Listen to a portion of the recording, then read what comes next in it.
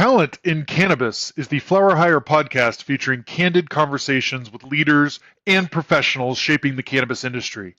Each episode goes beyond job titles to humanize executive careers, exploring real journeys, lessons learned, and what it truly takes to build and lead in cannabis. Flower Hire, Talent in Cannabis.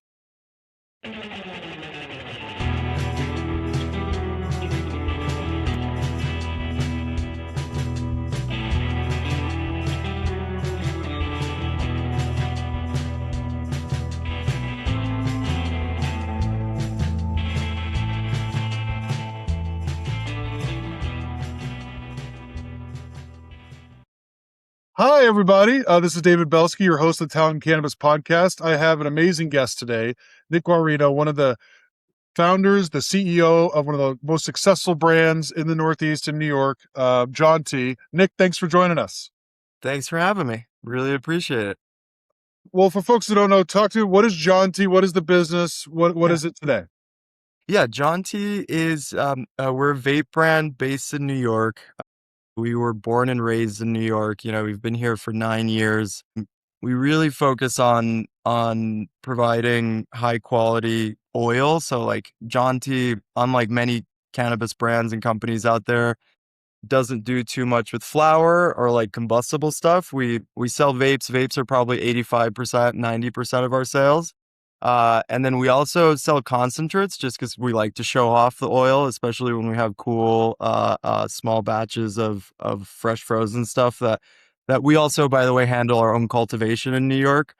I guess an easy way to describe it is Jaunty is a vape brand in New York, from cultivation all the way to distribution. We do self-distro as well. We're probably in about 550 stores in the state. So we've grown really fast, actually. New York has been incredible.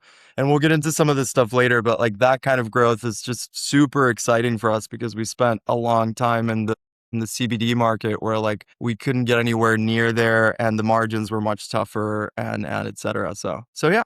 Well, let's start from the top. 9 years. Adult use cannabis has not been around for 9 years in New York State, right? But 9 years ago, there was an opportunity to go after like a hemp processing license. Yeah.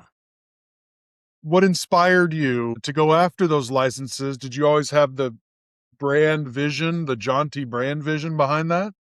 I would like to say I did, but I definitely didn't. Honestly, so I'm going to try not to go too far back and bore everyone, but since I was like 13, I was able to smoke some weed with my older brother, and I thought it was the coolest thing ever. I think probably when I was 14, 15, I really started to like enjoy the smell and like fall in love with it. Just as like a consumer, I always loved weed. On top of it, like everything that was ever associated with weed, you can imagine as a teenager, was just cool as fuck. Like it was just everything that was cool was weed. And then in parallel to that, my dad has been a farmer his whole life, livestock and like row crops. And that goes another 4 generations before that. So my whole life, it was like, okay, I'm going to study business so I can work in agriculture and livestock with my dad. And I was going to school in New York City. And the moment that this hemp pilot program came up, I was like, well, hemp is like pretty close to weed. And I'm pretty sure if we're able to do something with hemp successfully, one day we'll be able to do something with weed, right?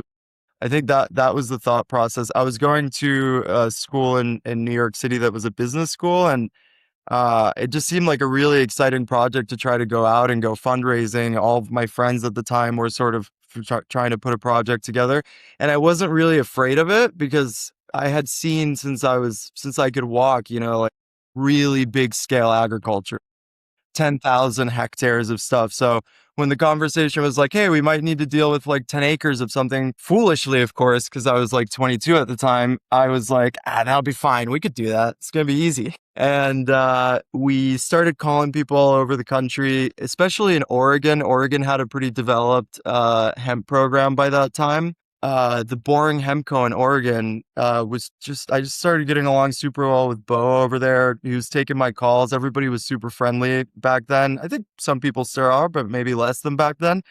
And I'm just like, hey guys, they were in harvest. It was like October. So I was like, could I just go over there and just like work at your farm for free so I could learn some stuff about this? we were trying to put a pitch deck together basically to go fundraising for it. And I didn't know anything to put in the pitch deck. So we went to the farm in Oregon. We worked there for probably a couple weeks. They were stoked to have us and my two partners because it was just free labor during the heaviest labor time of the season. And then they kind of like treated us like it was our house, like we stayed at their place. They took us to a couple processors nearby, which we had never seen. And we saw like an MRX CO2 extractor machine, which was like early days of distillate even starting to exist. And then I really fell in love with it. Like when I saw all that stuff, I was like, wow, like I could really, in agriculture, you always talk about added value products. Like instead of selling my milk, can I like make a little bit of cheese and get better margins for that? Same thing on the beef side. So I was like, wow, this is really an agricultural input that we could plant, do some post-processing on, sell some really great products. And it was easy then too, because it wasn't even a psychoactive product. I was like, hey, we're making a product that's like great for people's inflammation. It's great for seizures. It's great for all this like healthy stuff. So, you know, my parents were still helping me with college and I could get away with that. Probably if I was like, hey, I'm going to go do a weed farm, it would have been a little bit tougher. So we went out, we fundraised for that. Again, the inspiration was like, I want to be able to work in cannabis. This is as close as I can get right now. We got the license and we had a really, really rough 5 years with that, but we learned a ton of stuff. Like one of the key things I would say we learned was that the input side of cannabis is the first thing to compress and commoditize. Basically because it's a regulated scheme of agriculture that doesn't have exportability. And so what happens in agriculture is just like the farmer gets better and better, higher yields, lower costs, more automation. And so supply just starts to balloon, but there's a flat amount of demand that you can have if the crop can't get exported. So inputs go down really quickly. We suffered in that business, like selling distillate $6,000 a kilo down to like $60 a kilo at the end of that. So 99% drop. And we were watching brands like Charlotte's Web and the other sort of big CBD brands that were out there, CBD MD and a couple of others. They were still holding price only at like 20% below what they had been at the same period that we lost 99% of the price.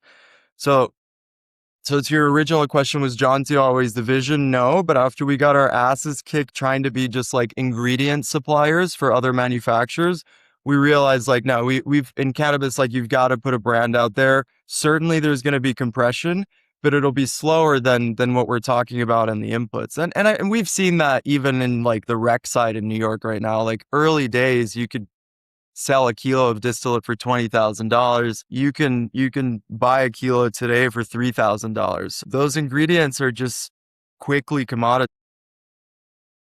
And there's also inputs answers to that, I feel like when you get into the live products a bit, that's a different story because in New York, at least so far, there's not enough good producers that it's suffered that kind of price changes.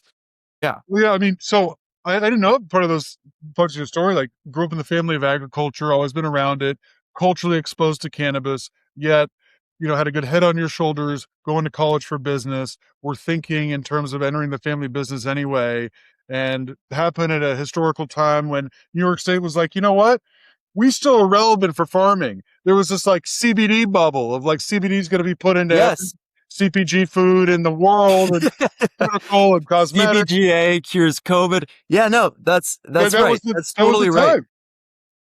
I don't think that there's any way that 22-year-old me 9 years ago or whatever would have been able to raise $2 million in equity, 800,000 in debt if it wasn't for that moment that we were in, right? Like you couldn't repeat that today. And rightfully so. I mean, most people that have put up money in either CBD, especially CBD, but also rec have lost money. So I look back and I'm just like, wow, that's crazy that at 22, and I didn't fundraise in the equity side anything from my family either. Like it was just going out pitching introductions from friends and family that would lead to another thing. Every investor, when they want to tell you no, they have like generally if you've done a good pitch, they're going to tell you no. They want to give you a reason, right? So and they want it to be like a numbers based reason. They'll be like, no, the debt percentage worries me, or like your revenue but So every time they'd tell us a no, we would just build a response to it and like adjust some things in the pitch and etc. And probably by the 30th, 40th pitch, we got the first investment. And then all those initial guys that had said no heard about that investment coming in, and now suddenly they want it in. And then suddenly it was like oversubscribed. But that wouldn't have happened. That couldn't happen today. It would be Yeah. impossible. Or I don't know about impossible, but really unlikely.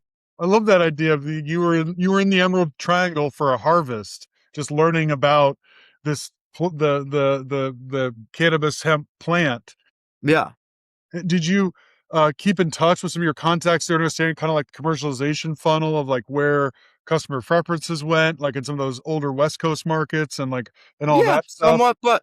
somewhat, but it was like, I don't want to talk shit about CBD, but it was like all the people we were hanging out with were people that for some reason weren't able to be in rec or like hadn't made it in rec. So I wouldn't say that that period really had big influence on like our product development.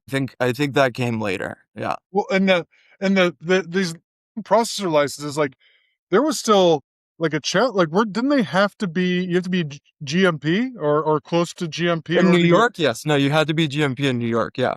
Well, actually, now that you're asking that, that came a couple years after. So initially we didn't need it.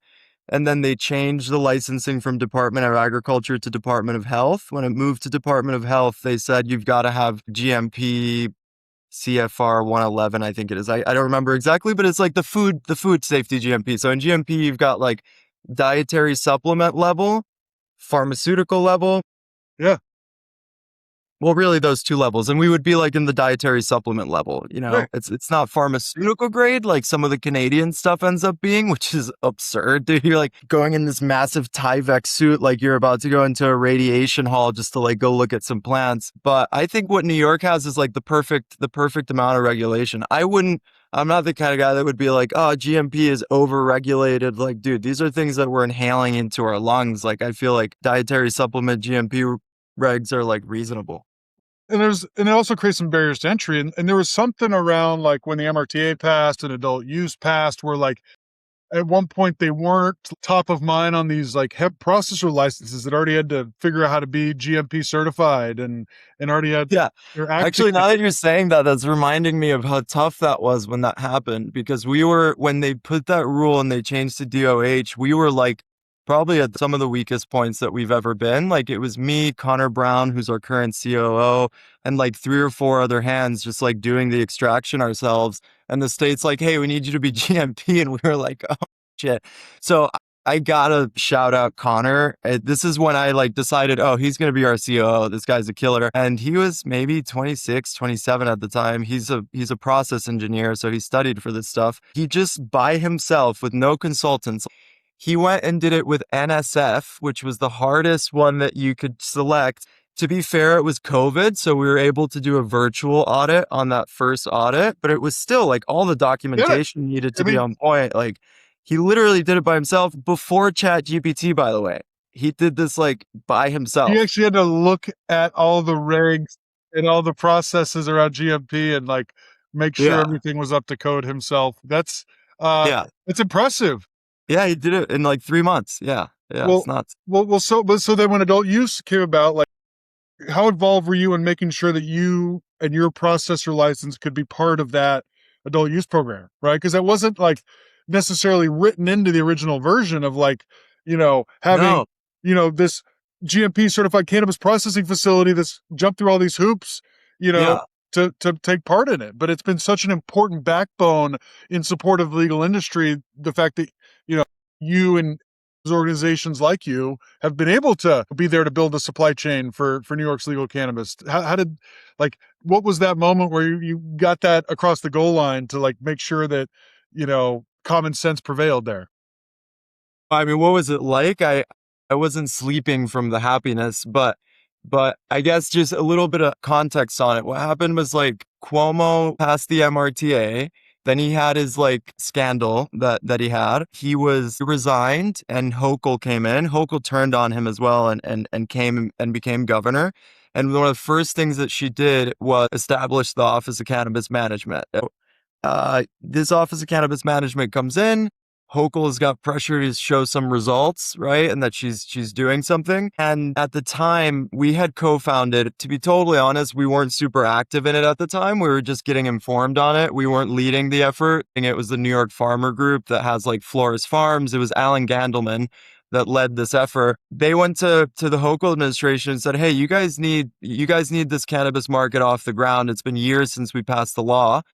The fastest way for you to do this is to allow the hemp processors and hemp farmers to start growing and processing rec, because it's just like they need to just change the genetics and then change the inputs they put into their machines, and they can produce product to build a rec market for you." And they bought that. They went for it. And that's like that. This was in February. I swear I'm not making this up. We had 2 meetings with the bankruptcy attorneys about like how we were going to finish folding the company after everything that had happened in CBD. There was just no way out of it at $60 a kilo. So this is like February 14th. We hear this bill passes. We're like, hey, there's going to be AUCCs and AUCPs that are going to transition from hemp to, and I spent probably like 30 days convincing my main investor and my partners like, hey, rec is going to open, and this material that we're selling for $60 is going to be worth between $20,000 and $30,000 for the same unit if we can put it into a brand. They kind of didn't believe me. It just didn't. The numbers were too insane for it to make sense. Like our best year in CBD was 3.3 million with like a $400,000 loss.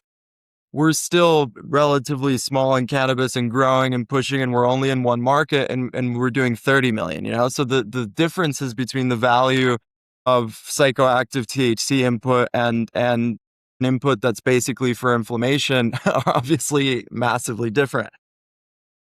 Well, you're staring right into the abyss there, though. Before Oh my God. that, I really was. I was depressed. We didn't let go of the entire team, and I was able to pull off Brian giving us like 40 grand so I could pay them each a 4-week severance. And then 2 weeks later, that turned out to be really smart, because like 2 months after that, we were able to bring back most of the team that was already trained and knew how to run all the equipment for distillate extraction. And so we were able to get moving on that. Like, what a story. And now, like, ever since like adult use has launched in New York, like as the market has grown from, a couple hundred million in that first year to a couple billion or so, like Jaunty has remained a top brand in the state, and has yeah, kept positioning, as the state is growing. You mentioned 550 retail that you can find your products in currently, give or take. And, it's tough to keep track because just keep opening up so many retail doors, but it's 600, 700 currently open in New York,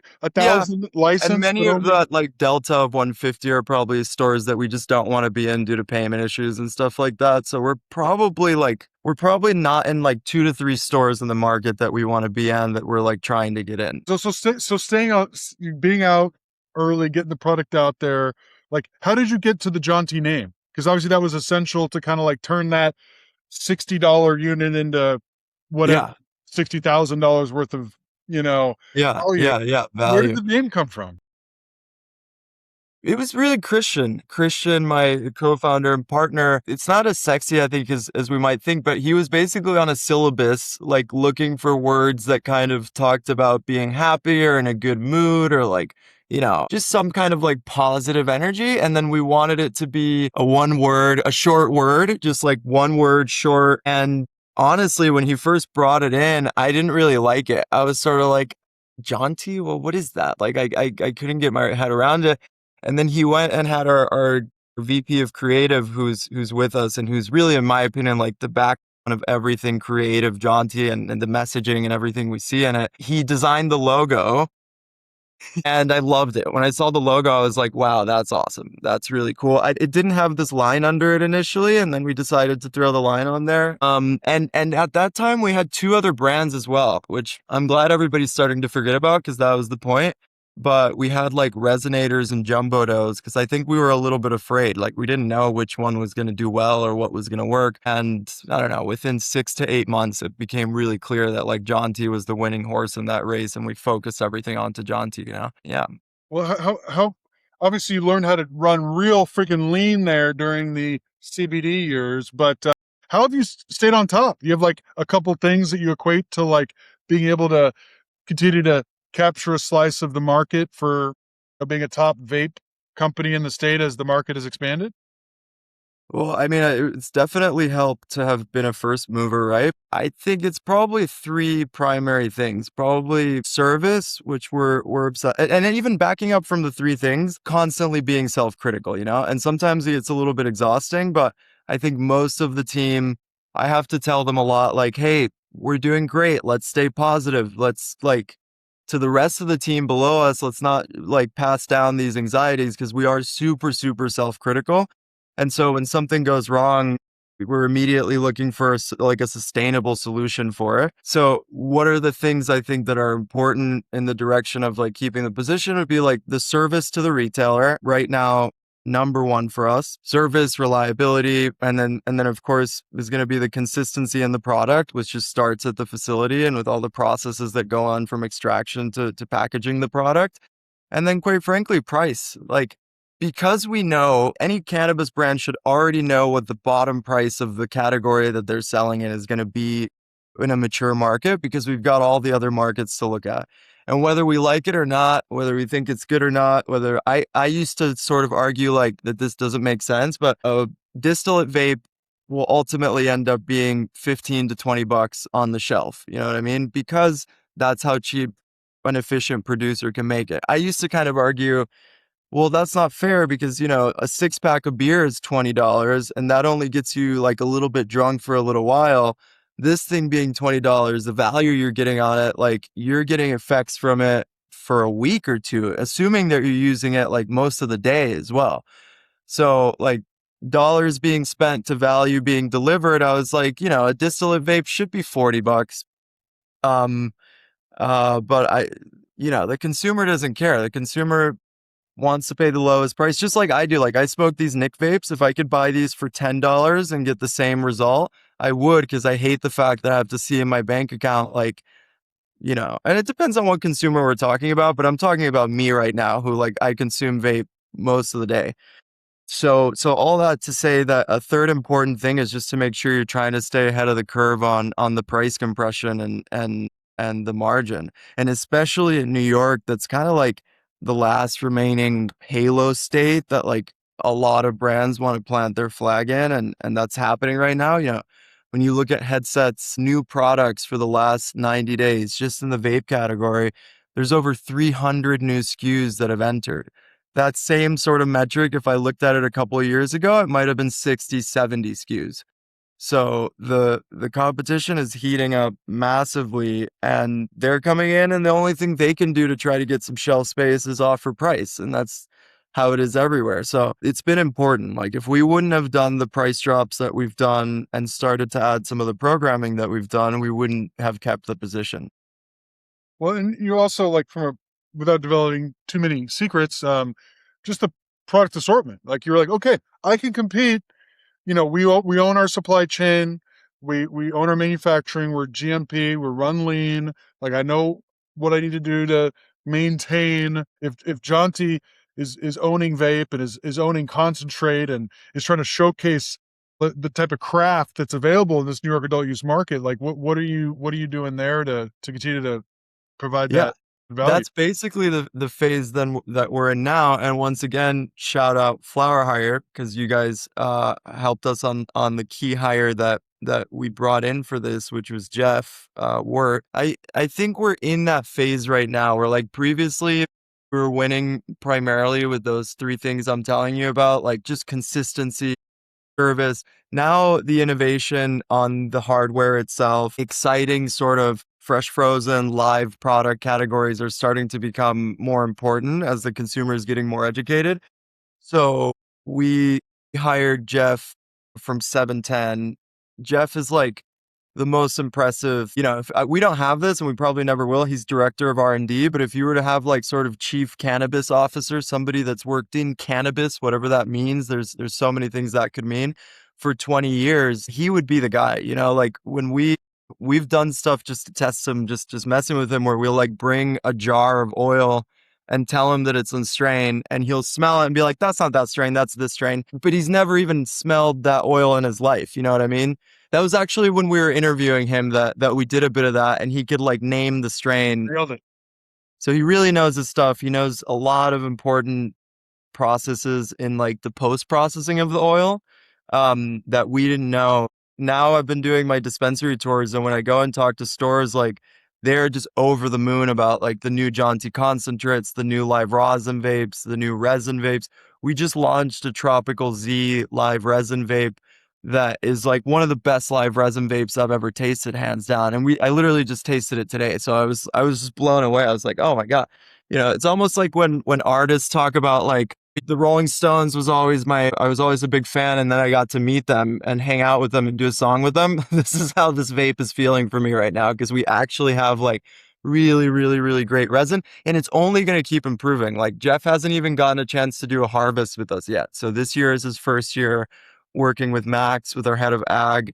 They're going to change a lot of processes up. Like I would say one of the big things is we're going from like 40 minutes from the plant being cut to being in the freezer to 10 minutes. Like we're really, really cutting that time down. We're changing how we do the trimming. We're not going to do any actual trimming. We're just going to pick leaves at night before.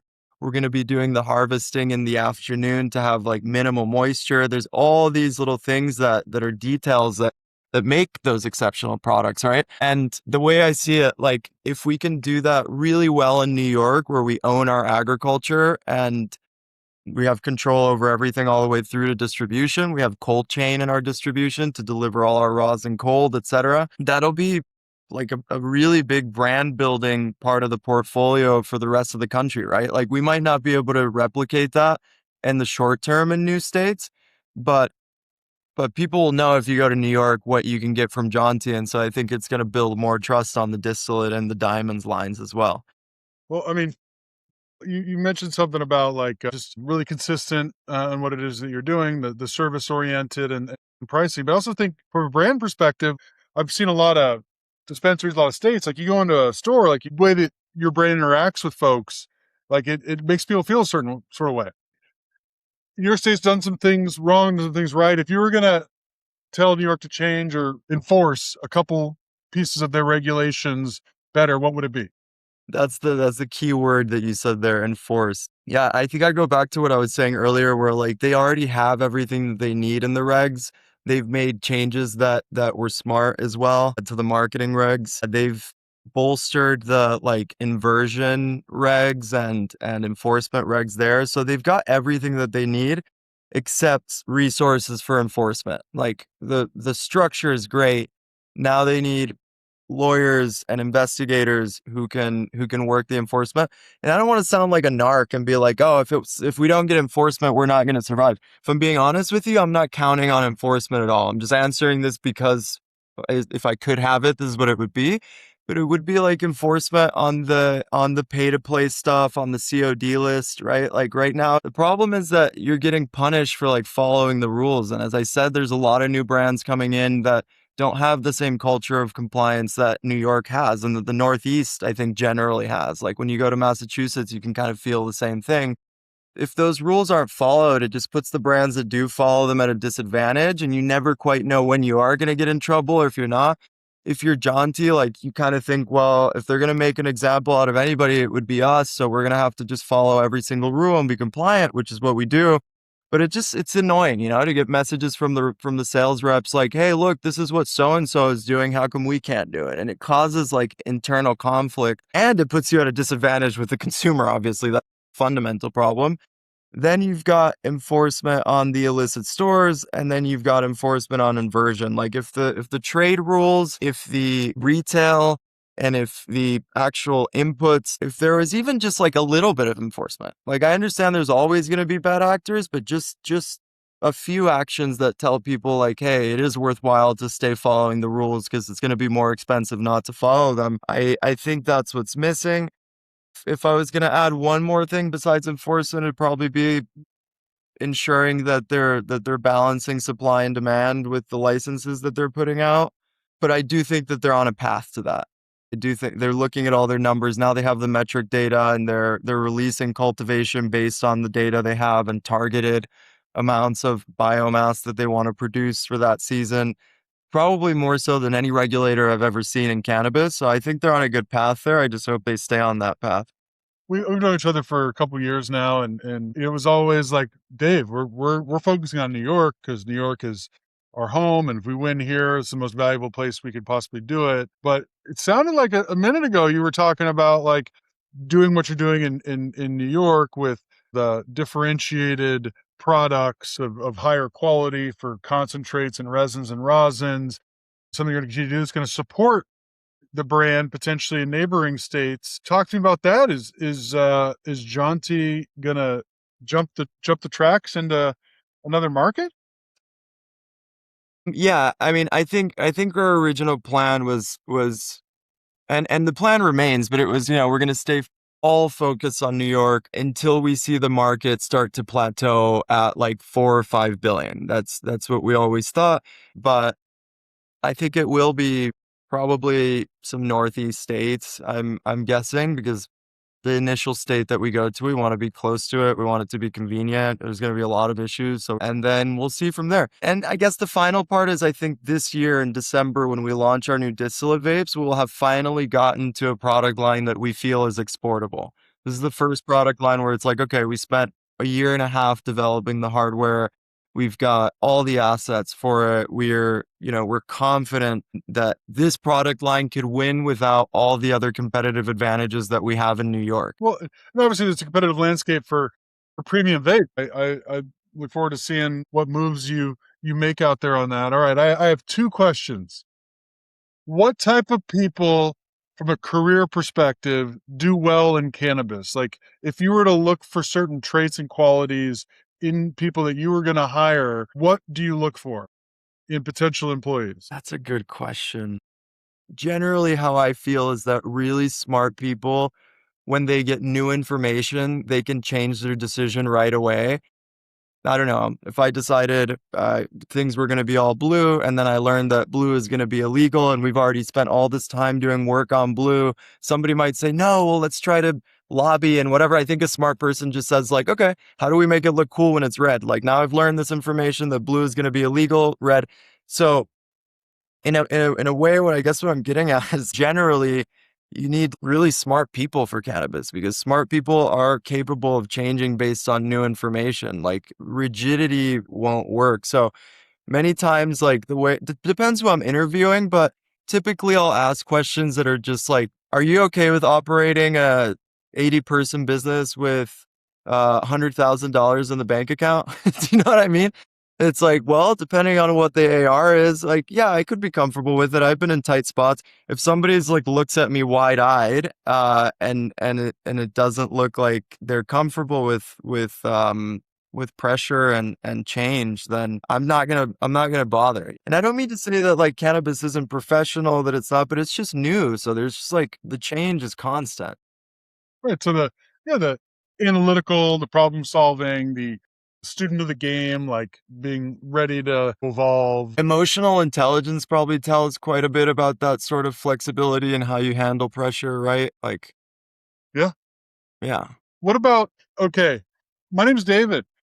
I have a great idea for a cannabis brand. I'm really excited to launch it. It's a fantastic brand. There's nothing else like it. I promise. It's the best brand. What's your advice to an entrepreneur who wants to like start a brand in cannabis? I think I would say number one, like, is your product and your thing focused on a single category or even a single segment within a category? That would be even better. If the answer is yes, like, great, you're already in a great direction.